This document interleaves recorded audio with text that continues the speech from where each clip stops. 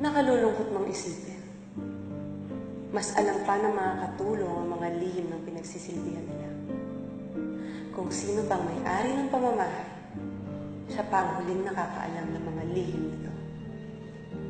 Mahigit 10 taon ka nang nagbulag-bulagan sa sarili mong pamamahay, Mr. President.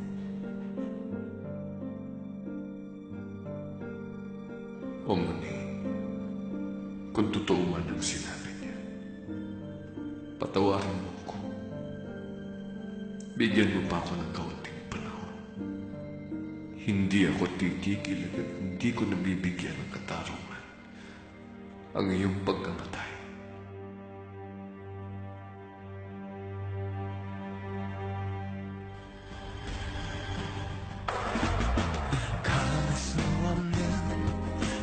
깊은 슬픔이 나의 온몸을 삼켜버릴 듯이 깊은 한숨이 나의 발걸음 위로 쌓여만 가는.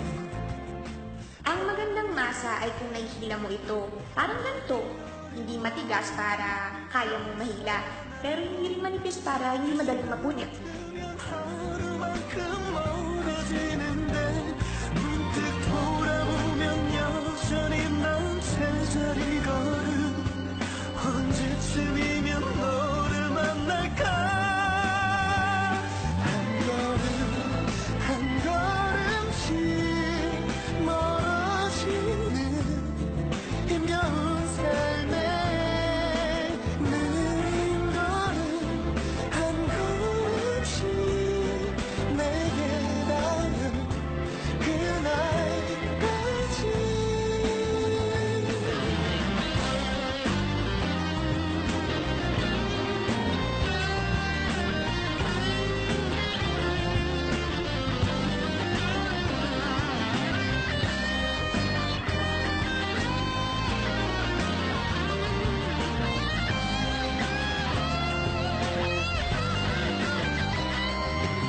늙기 어린 너의 눈빛 되살아나고 다시 눈을 뜨면 하루만큼 멀어지는데 문득 돌아보면 여전히 난 제자리 걸음.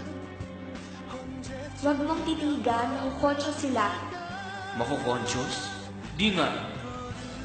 Basta, mas nakatitig ka, mas maiinip ka. Hindi dapat minamadali ang fermentation.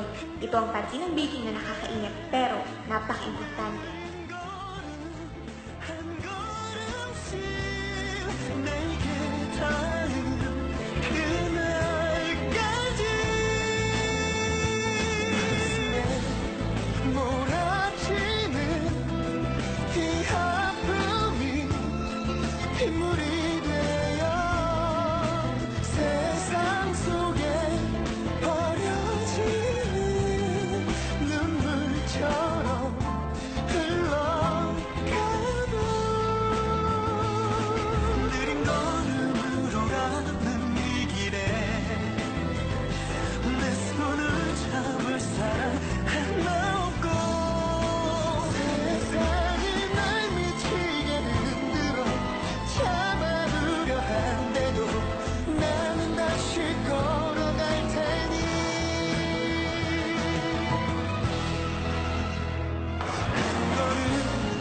한 걸음씩 멀어지는 힘겨운 삶에 느린 걸음 한 걸음씩 내게 닿는 그날까지.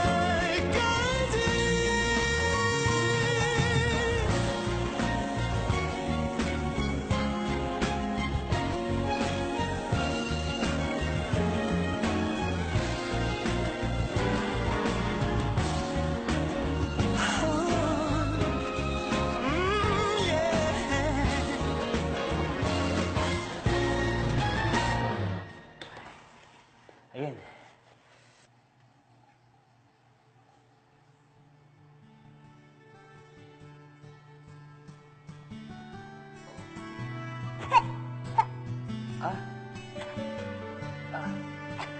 O sige, huwag kang mag-alala. Gagawa ulit ako ng bago.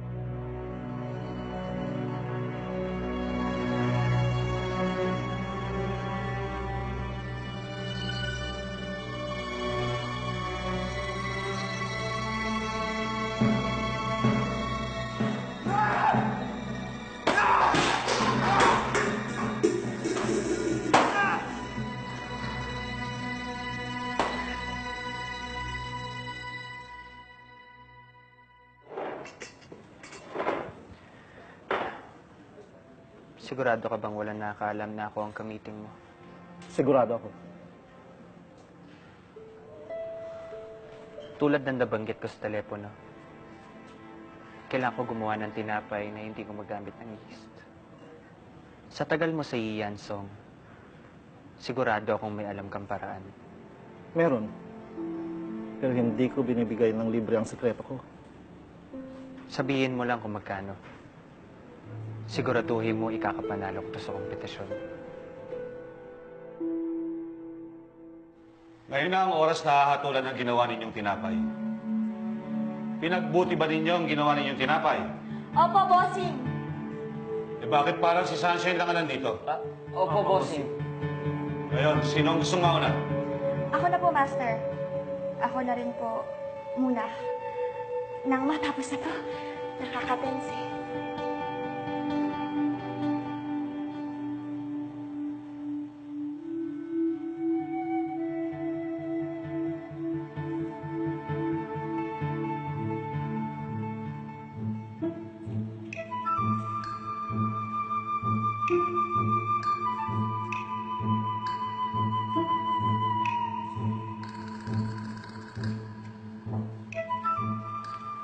Sunshine, hindi ka pinagamit ng arena.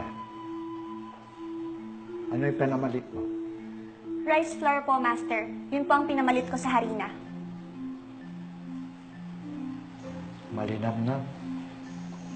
Malambot. Hahanap-hanapin ang lasa ng tinapay na yan. So, pasado po ba ako? Binabati kita, Apo. Ipinagmamalaki kita. Thank you so much, Lolo! Sunshine, oras ng trabaho. Thank you so much, Master! Ngayon naman, ibibigay ko na ang hatol para sa mga tinapay na ginawa ni Taku at ni Jericho. Sinong gusto mauna? Ay, sige na nga. Ako na lang po. Parang sasabog na po ang dibdib ko sa kaba. Bakit ang dami? Iba-ibang itsura. Siguro hindi masarap yan. Dinadaan mo lang sa presentation. Judgmental, ha? Agad-agad.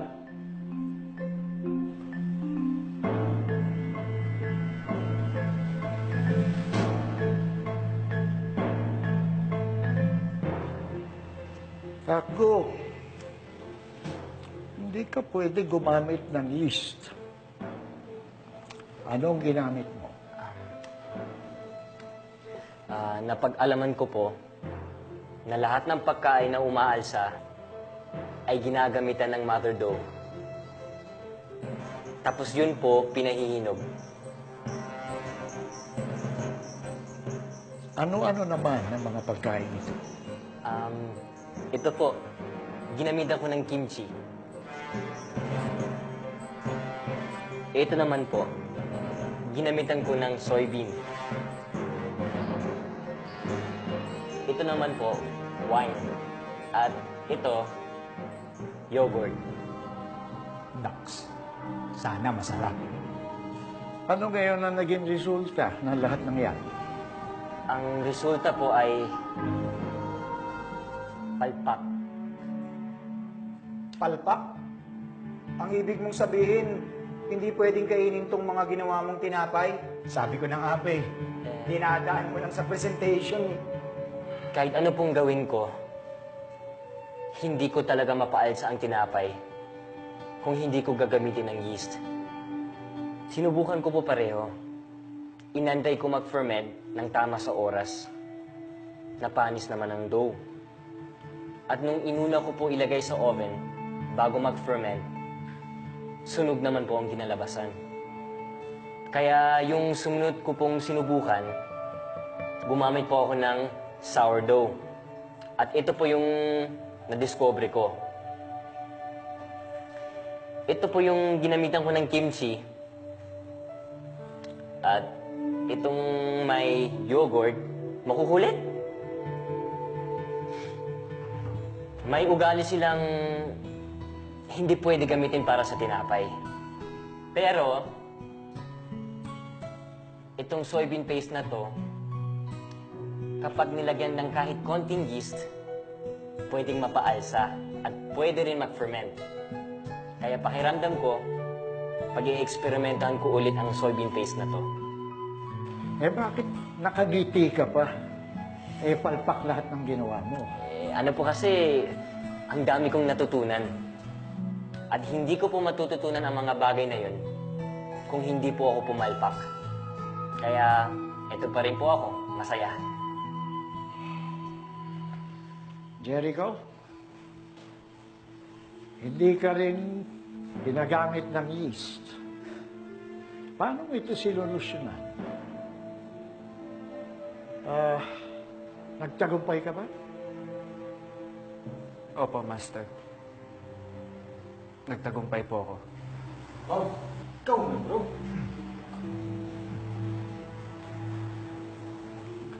Gumamit po ako ng Korean rice wine.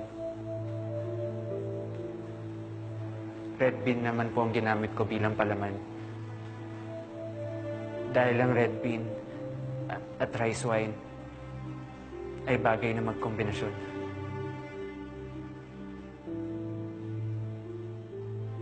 Sigurado kang original ang recipe na ito. Opo, Master. Hindi ka nagtanong kahit kanina.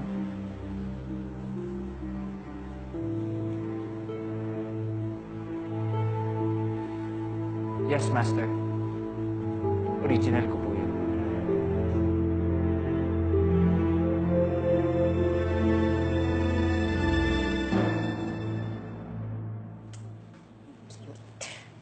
This one's cute. Ito rin. Kumusta ka na, Mama Irene? Oh, hindi ako multo. Buhay na buhay ako. In fairness, after all these years, mas matapang ka na. Maraming nababago ng panahon. Pero hindi ang puso. Ikaw, madumi pa rin ang puso mo. Kung meron ka man. Walang hiya ka? Sabunutan mo na yan, friend. Hindi ako natatakot sa'yo. Matapos lahat ng pinagdaanan ko. Hindi ako titiklop sa'yo. Mas pinabalaan kita. Sa oras na makipagkita ka sa asawa ko, katapusan mo na. Hindi mo ba narinig ang sinabi ko sa'yo kanina? Mas uulitin ko. Hindi na ako natatakot sa'yo. Sa katunayan, meron akong alas laban sa'yo. Talaga? Well, huwag kang pakakasiguro. Kasi meron din akong alas laban sa'yo eh. Yung inaakala mo, wala na? Makabuhay pa.